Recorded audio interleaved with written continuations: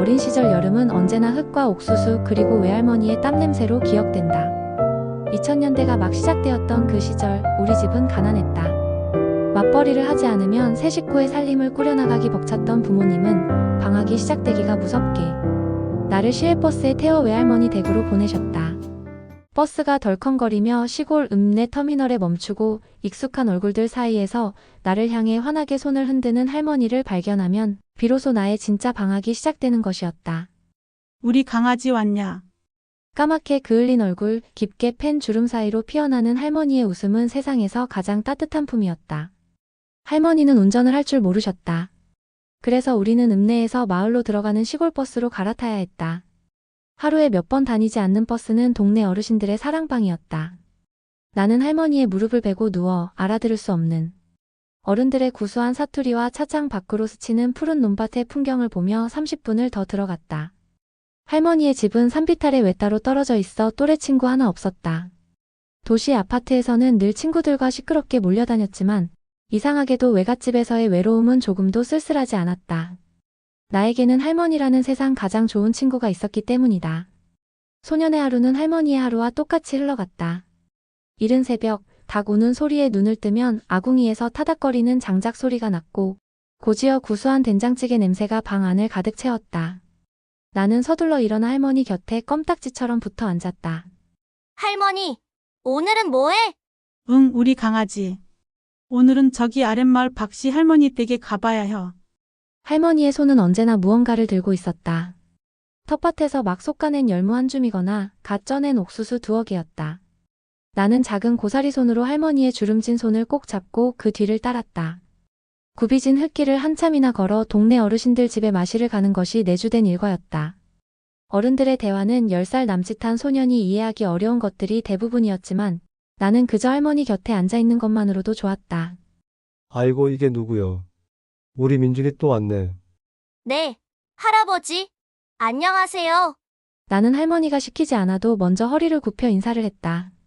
그러면 동네 어르신들은 네 집 손자인지 참말로 예의가 바르다.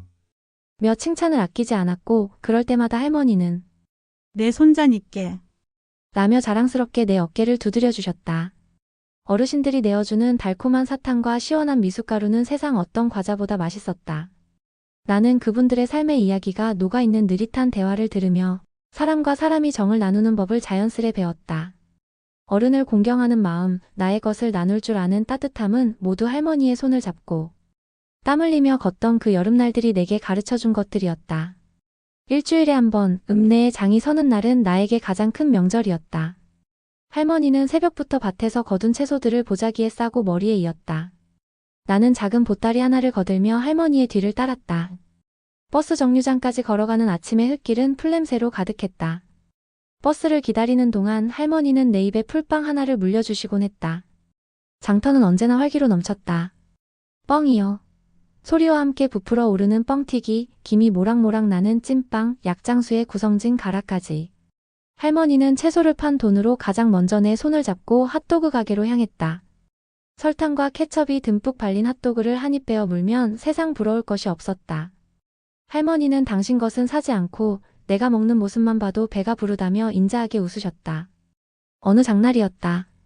할머니는 나에게 예쁜 운동화 한 켤레를 사주셨다. 시장 좌판에서 파는 얼마 안 되는 신발이었지만 나에게는 세상 가장 멋진 보물이었다. 나는 껑충껑충 뛰며 기쁨을 감추지 못했다. 집으로 돌아오는 버스 안에서 나는 꾸벅꾸벅 졸다가 버스의 덜컹거림에 잠에서 깨어 할머니의 어깨에 기댄 채 창밖을 바라봤다. 덜컹거리는 버스의 진동이 기분 좋게 느껴졌다. 나는 노을에 붉게 물드는 하늘을 보며 할머니에게 조용히 속삭였다. 할머니, 내가 나중에 크면요. 돈 많이 벌어서 아주 멋진 자동차를 살 거예요. 그래서 할머니 태우고 전국 여행 다닐 거예요. 바다도 가고 높은 산도 가고요. 이렇게 힘들게 버스 안 타도 되게요. 어린 소년의 다부진 약속에 할머니는 희미하게 웃으셨다. 그러고는 내 머리를 쓰다듬으며 나지막이 말씀하셨다. 어메 우리 강아지. 그 맘만으로도 할미는 벌써 온 세상을 다 가진 것 같네. 할미는 아무데도 안 가고 민준이 기다리고 있을게. 꼭. 그 약속은 내 가슴 속에 뜨겁게 새겨졌다. 빨리 어른이 되고 싶었다.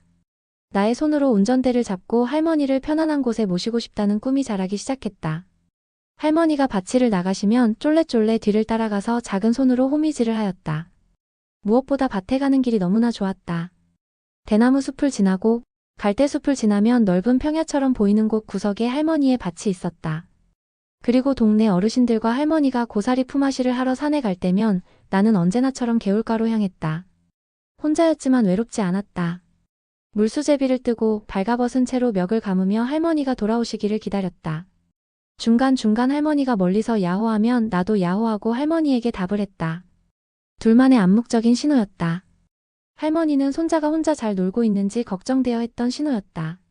서로 신호를 주고받고 물속을 보면 물속에 비친 내 얼굴 위로 푸른 하늘과 흰 구름이 흘러갔다. 시간도 그렇게 흘러가고 있었다. 중학생이 되고 고등학생이 되면서 외갓집에 가는 횟수는 눈에 띄게 줄었다. 방학이면 학원에 가야 했고 친구들과의 약속도 많아졌다. 할머니는 서운한 내색 한 번 없이 우리 강아지 공부해야지 바쁘지? 라며 오히려 나를 걱정하셨다. 그럼에도 나는 1년에 한 번은 꼭 시간을 내어 할머니를 찾아뵈었다. 갈 때마다 할머니의 허리는 조금 더 굽어 있었고 걸음은 조금 더 느려져 있었다. 나는 할머니를 도와 밭에 비료를 뿌리고 무거운 짐을 옮기며 어릴 적 받았던 사랑을 조금이나마 돌려드리려 애썼다. 대학에 합격하던 날 가장 먼저 전화를 건 곳도 할머니 댁이었다.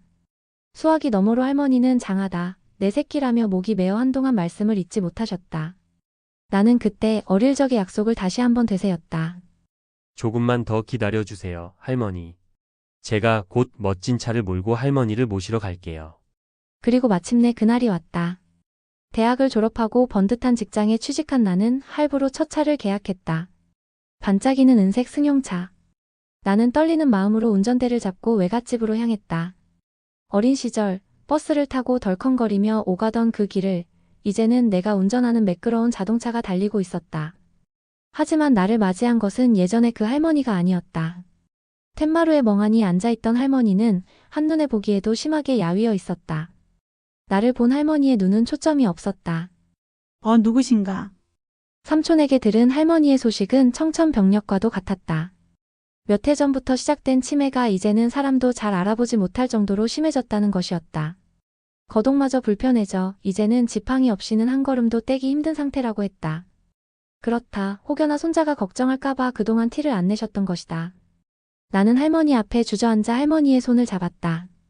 예전에 그 따뜻하고 단단하던 손은 이제 앙상하고 차갑게 식어 있었다. 할머니, 저 민준이에요. 강아지 왔어요. 제가 차 가지고 왔어요. 우리 여행 가요, 할머니. 나는 울음을 참으며 말했다. 할머니는 그저 낯선 사람을 보듯 나를 바라볼 뿐이었다. 내가 그토록 기다려왔던 약속의 날은 가장 절망적인 날이 되어버렸다. 여행을 위해 준비했던 모든 계획들이 산산조각 났다. 자동차는 그저 차가운 쇳덩어리에 불과했다. 나는 그날 이후 주말마다 외갓집으로 향했다. 회사를 그만둘 수는 없었기에 평일에는 삼촌 할머니를 돌보고 주말에는 내가 그 몫을 온전히 책임졌다. 할머니를 돌보는 일은 생각보다 훨씬 고된 일이었다. 식사를 챙겨드리고 대소변을 받아내고 씻겨드리는 모든 과정이 낯설고 힘들었다. 때로는 나를 알아보지 못하는 할머니에게 원망스러운 마음이 들기도 했다. 하지만 그럴 때마다 나는 할머니의 손을 잡고 땀 흘리며 흙길을 걷던 어린 시절의 나를 떠올렸다. 아무것도 할 줄 모르던 어린아이를 할머니는 단 한 번도 귀찮아하지 않으셨다. 그 무한한 사랑에 비하면 나의 이 고됨은 아무것도 아니었다. 나는 할머니를 휠체어에 태워 마당을 산책했다. 할머니가 좋아하던 노래를 불러드렸고 옛날 이야기를 들려드렸다. 기억은 잃으셨지만 가끔 내 노랫소리에 희미하게 미소를 짓거나 내 손을 꼭 잡아주실 때면 나는 그것만으로도 괜찮았다. 어느 맑은 가을날 나는 할머니를 차에 태웠다. 여행은 아니었지만 읍내 장터라도 보여드리고 싶었다. 차창 밖으로 익숙한 풍경들이 스쳐 지나갔다. 할머니는 아무 말 없이 창밖만 바라보셨다. 장터 주차장에 차를 세우고 나는 할머니와 함께 차 안에서 한참 동안 장터의 활기찬 모습을 구경했다. 할머니, 저기 핫도그 가게. 기억나세요? 할머니가 저기서 핫도그 사주셨는데. 그 순간 할머니가 천천히 고개를 돌려 나를 바라보았다. 텅 비어있던 눈동자에 아주 잠깐 맑은 빛이 돌아왔다. 우리 강아지. 아주 작은 목소리였다. 하지만 나에게는 천둥과도 같이 크게 들렸다. 나는 터져나오는 눈물을 주체할 수 없었다. 그 한마디가 내가 들인 모든 시간과 노력을 보상하고도 남았다. 그것이 내가 할머니에게서 들은 마지막 말이 되었다. 그해 겨울 할머니는 병실 한켠 구석, 내가 지켜보는 앞에서 조용히 눈을 감으셨다. 할머니가 떠나신 지 10년이 흘렀다. 나는 이제 한 가정의 가장이 되었고 어린 아들의 아버지가 되었다. 매년 여름이 오면 나는 아들의 손을 잡고 할머니의 산소를 찾는다. 봉분 앞에는 내가 직접 깎아 심은 잔디가 파릇파릇하게 돋아나 있다. 나는 아들에게 할머니의 이야기를 들려준다. 할머니의 손을 잡고 흙길을 걷던 이야기, 덜컹이는 버스를 타고 갔던 읍내 장터의 핫도그 이야기, 그리고 언젠가 할머니를 모시고 여행을 가고 싶었던 한 소년의 약속에 대한 이야기를. 사람들은 나를 보고 예의 바르고 정직한 청년이라고 말한다. 어른을 공경할 줄 알고 자신의 자리에서 묵묵히 책임을 다하는 사람이라고 칭찬한다. 그럴 때마다 나는 속으로 생각한다. 이 모든 것은 할머니가 내게 남겨주신 유산이라고. 나의 말과 행동, 나의 가치관 깊숙한 곳에는 언제나 할머니의 사랑이 뿌리내리고 있다. 어릴 적 그토록 바라던 자동차 여행의 약속은 끝내 지키지 못했다. 하지만 나는 안다. 할머니와 손을 잡고 걸었던 그 모든 시간들이, 덜컹이는 버스에 함께 몸을 실었던 그 모든 순간들이 내 인생에서 가장 아름다운 여행이었음을. 나는 오늘도 할머니의 무덤가에 조용히 쪼그려 앉아 여름 흙내음을 깊게 들이마신다. 그것은 내가 영원히 사랑하고 그리워할 할머니의 냄새다. 구독과 좋아요는 붉은 시리아기에 큰 힘이 됩니다.